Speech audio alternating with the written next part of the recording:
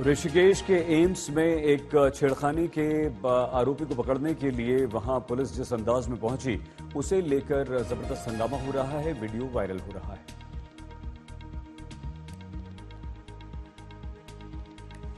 Police ने कई मरीजों की जान खतरे में डाली। चौथी मंजिल से उतरती दिखी पुलिस की गाड़ी। एसएसपी देहरादून जांच के लिए खुद ऋषिकेश पहुंची। ऋषिकेश एम्स में छेड़छाड़ के आरोपी की जमानत मिलने के विरुद्ध वहां के स्टाफ का फूटा गुस्सा। पुलिस के विरुद्ध किया प्रदर्शन। महिला डॉक्टर का आरोप, ड्यूटी पर तैनात पुरुष नर्सिंग ऑफिसर ने उनको अनुचित ढंग से छेड़ने का प्रयास किया। विरोध करने पर आरोपी अपनी हरकत से बाज नहीं आया। पुलिस की कार्रवाई पर लोगों ने उठाया सवाल। कहा, एक आरोपी को पकड़ने के लिए इस तरह जाने की कोई जरूरत नहीं थी।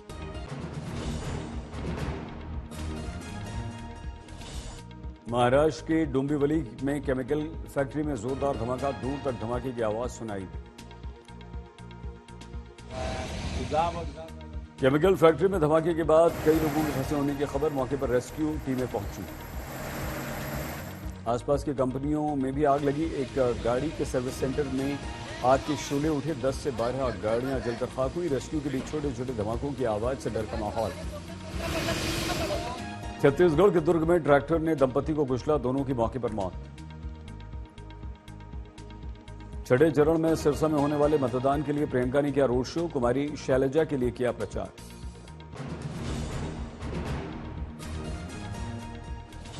पश्चिम बंगाल में फिर चुनावी हिंसा। नंदीग्राम में बीजेपी की महिला कार्यकर्ता की मौत के बाद जबरदस्त हंगामा। नंदीग्राम में हिंसा के बाद प्रभावित इलाकों में केंद्रीय सुरक्षा बलों की तैनाती। अभी भी कई घरों से उठ रहा है धुआं। नंदीग्राम में बीजेपी और टीएमसी कार्यकर्ताओं के बीच बीती रात झड़प हुई। मारपीट में बीजेपी के 7 कार्यकर्ता घायल हुए। नंदीग्राम के सोनचुरा में हिंसा को लेकर बीजेपी का टीएमसी पर निशाना। धारदार हथियार से टीएमसी के गुंडों ने हमला किया।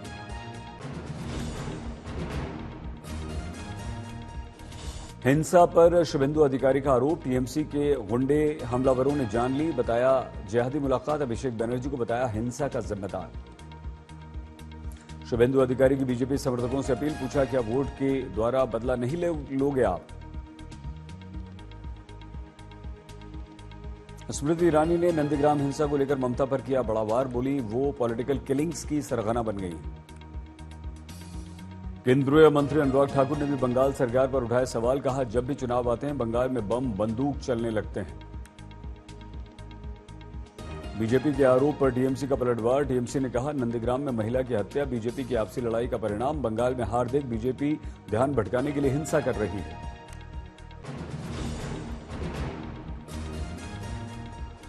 हरियाणा के महेंद्रगढ़ में पीएम मोदी की रैली। विपक्ष पर किया हमला। बोले, ये लोग देश को फिर से एक गड्ढे में धकेलना चाहते हैं।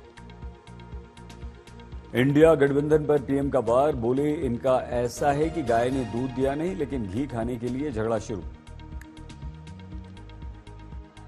हमारे हरियाणा को भी लूटने में कांग्रेस ने कोई कोर कसर नहीं छोड़ी थी। केजरीवाल सरकार पर राजनाथ सिंह ने बोला हमला। बोले, केजरीवाल ने अपने गुरु अन्ना हजारे को धोखा दिया। वो कांग्रेस की बी टीम के रूप में काम कर रहे हैं।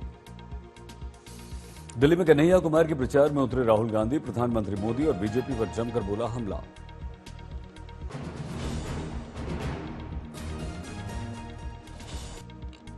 स्वाति मालीवाल केस में केजरीवाल के माता पिता से आज नहीं होगी पूछताछ। सूत्रों के अनुसार आज सवाल जवाब टले। मुख्यमंत्री केजरीवाल अपने माता पिता के साथ दिल्ली पुलिस का करते रहे इंतजार। नहीं गई पुलिस। मंत्री आतिशी ने बीजेपी पर बोला हमला। कहा, केजरीवाल की जमानत से बौखलाई बीजेपी। इस प्रताड़ना के विरुद्ध लोग जरूर देंगे वोट। हमला बोलते हुए आतिशी ने इसे बीजेपी की साजिश बताया। आतिशी बोली, दिल्ली पुलिस बीजेपी की राजनीतिक हथियार। पूरा जो प्रकरण हुआ है ये भारतीय जनता पार्टी की साजिश है और भारतीय जनता पार्टी को अब ये भी बताना चाहिए क्योंकि स्वाति मालीवाल जी से क्या डील हुई है जिसके तहत ये पूरा षड्यंत्र रचा गया।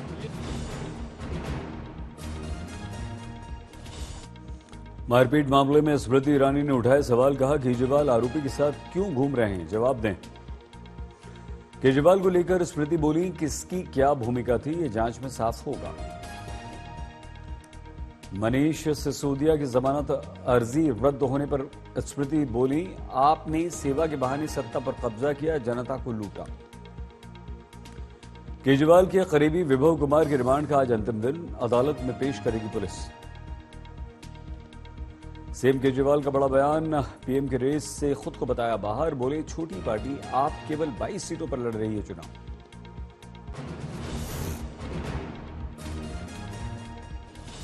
चुनावी दाव पेच के बीच कलकत्ता हाईकोर्ट से ममता सरकार को बड़ा झटका, हाईकोर्ट ने 2010 के बाद जारी सभी ओबीसी सर्टिफिकेट्स को किया रद्द।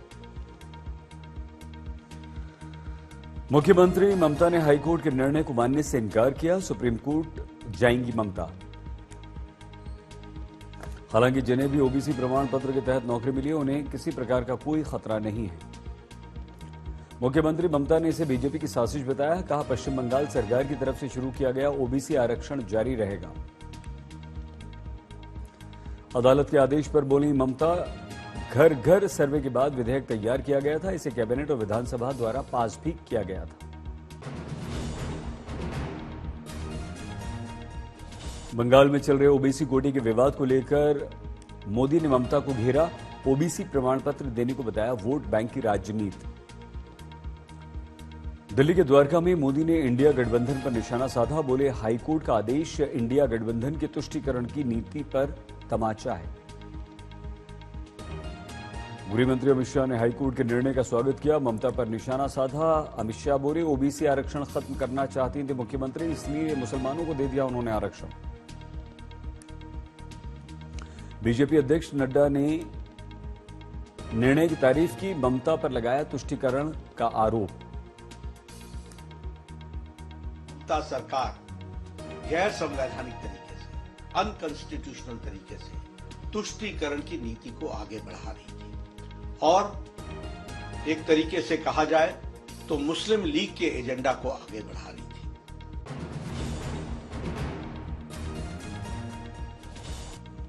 पंचकुला में मिनी ट्रक पर सवार हुए राहुल ऑडिटोरियम से हेलीपैड तक पहुंचे, लोगों से बातचीत करते रहे। एक दिन पहले ही पंचकुला में राहुल का बड़ा कबूलनामा, कहा बचपन से ही मैंने सिस्टम को अंदर से देखा है, निचले तबके के साथ हमेशा होता रहा है भयंकर अन्याय। मुझसे आप सिस्टम नहीं छुपा सकते। कैसे चलता है, किसको फेवर करता है, किस प्रकार से फेवर करता है, किसकी रक्षा करता है, किसको अटैक करता है, यह सब मुझे मालूम है, दिखता है। राहुल पर दिल्ली की रैली में मोदी का व्यंग, बोले कांग्रेस के शहजादे ने बहुत बड़ा सच स्वीकार किया। दादा ने मान लिया है कि उनकी दादी, उनके पिताजी, उनकी माताजी के समय जो सिस्टम बना वो दलितों, पिछड़ों, आदिवासियों का घोर विरोधी रहा है।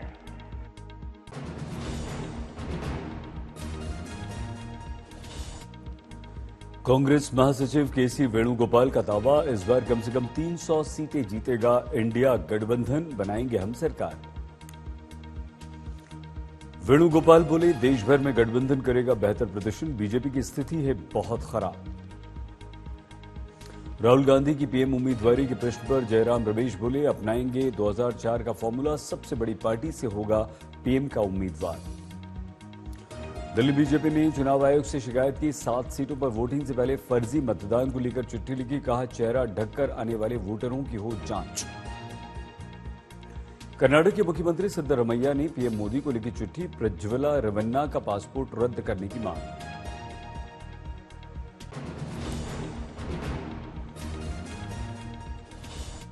असम की मुख्यमंत्री हिमंता बिस्वा शर्मा का देवघर में चुनाव प्रचार, बोली अगर देश में राजनीति करनी है तो जय श्री राम बोलना ही होगा, जेएमएम को दी खुली चुनौती।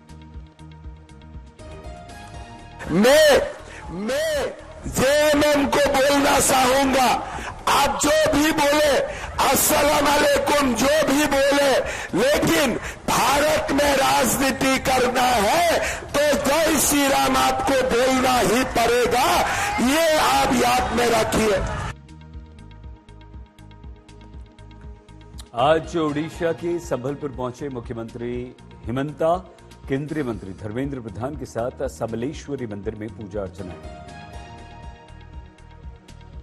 सुल्तानपुर के चुनावी रण में उतरे वरुण गांधी अपनी मां और बीजेपी उम्मीदवार मेनका गांधी के लिए किया प्रचार। राहुल गांधी और वरुण गांधी की तुलना पर मेनका गांधी का बयान, बोली सबके अपने अपने रास्ते हैं, अगर काबिलियत है तो सब अपना रास्ता ढूंढ लेंगे।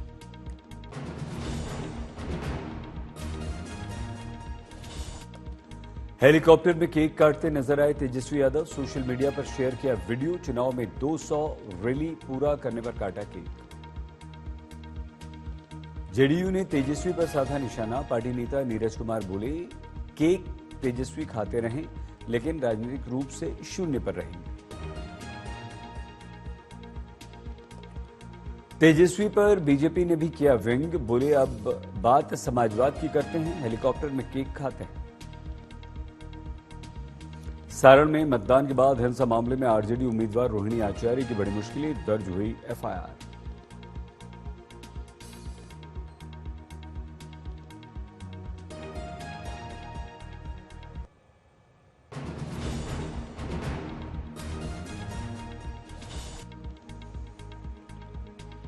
उत्तर प्रदेश के डिप्टी सीएम केशव प्रसाद मौर्य का दावा, यूपी में सहयोगियों के साथ जीत रहे हैं पूरी 80 की 80 सीटें।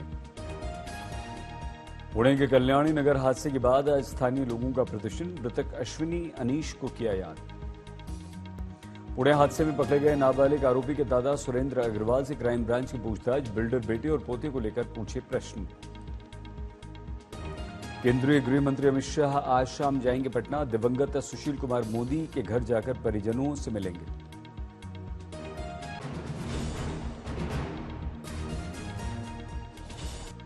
पश्चिम बंगाल के न्यू टाउन में बांग्लादेश के सांसद की हत्या को लेकर सनसनीखेज खुलासा, पुलिस अधिकारी के अनुसार सांसद के ही एक दोस्त ने हत्या के लिए दी 5 करोड़ रुपए की फिरौती।